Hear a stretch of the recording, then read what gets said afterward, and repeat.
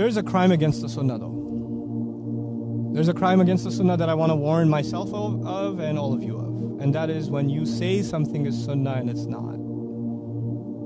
Or when you say something is sunnah but you don't really understand how and when that sunnah was established. So you draw your own conclusions about that sunnah, that hadith. The thing about a hadith is, for example, that the Prophet ﷺ said it at a certain place. He said it to a certain group of people. He said it to a certain family. And you know when you walk in on someone's conversation and he's already talking to someone, he's not giving a lecture to everybody, he's talking to someone in particular, right? Could it be that he's dealing with a special situation? Could be, right? Now if you don't know that, you would think that he's giving a policy for what? Everyone. So you have to know background. You have to know context for the sunnah. You can't just read the translation of a hadith and say, I know what that means. I know how to apply it. Because that's also unfair to the sunnah of the Prophet ﷺ. It's unfair to not know how it was applied, how it was meant, you know? And so this is actually a big danger because people will make you feel guilty you're not following sunnah. You're not following what it says right here in Bukhari, right here. But when you ask the question, when was this said? Who was this said to? How was it understood? How was it acted on? What are the other subject matters on this same hadith? How do you do it? You know, when I got into this subject, I noticed I don't go on Facebook and Twitter or whatever. I'll just post something beneficial or something, or my team will do it. I don't have time for social media personally. They do a good job, alhamdulillah. I think. I don't know. You know. But so once in a while, they'll send me some things that people ask, and people say, how come you never talk about hadith? I get a lot of that. Why do you only talk about Quran?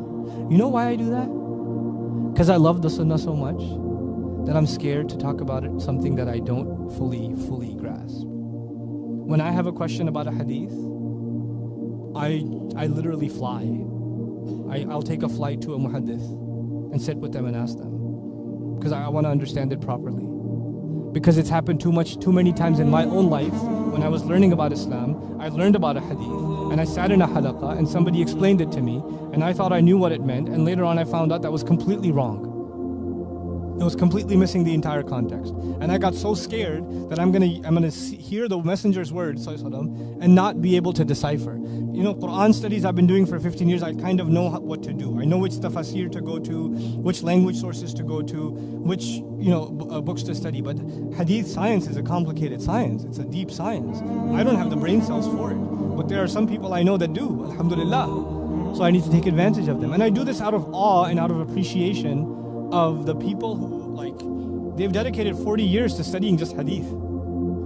That's no small task. And they sit there, and then there are people who've maybe got a copy of, they don't even have a copy of it, they have a Google version of the books of hadith, and now they're ready to own the sunnah of the Prophet ﷺ. And they compare themselves to these ulama. It's so silly. It's just silly. One of my teachers, one time he said that he was teaching a hadith, and one of those students, was like one of those Google students, sitting in the class, he goes, Shaykh, man qala hadha? Who said this hadith? What's your daleel that this is sahih? So the Shaykh says, narrated by so-and-so, son of so-and-so, by so-and-so, and so. You know what happens with the names? So he gives him 20 names off the top of his head. And he goes, is that okay? And the student says, yes. He goes, you idiot, I just named all the students in the class.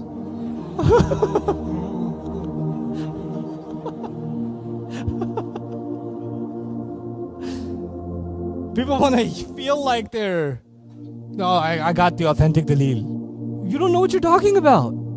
You don't know. It's so hard for people to accept what they don't know. It's so hard. I have, may Allah not make me from those kinds of people. I have no problem accepting what I don't know. And I'd rather go ask someone who spent their life studying this stuff. And I'd much more seriously take their opinion and their research and ask them hard questions too than just do Google searches myself. At least, especially when it comes to the sunnah of the Prophet ﷺ, I think it's a sensitive subject. That's my own view. You don't have to take my view, but that's my own view. And my view of that has become more sensitive because of my study of the Quran. Because of its study. So may Allah Azza wa Jal make us really loyal followers of the sunnah of the Prophet ﷺ, and may Allah Azza wa Jal make it easy for the beautiful sunnah of the Prophet ﷺ to become widespread. And the Download our mobile applications or register on our official website to get access to exclusive content. Links given in description of video.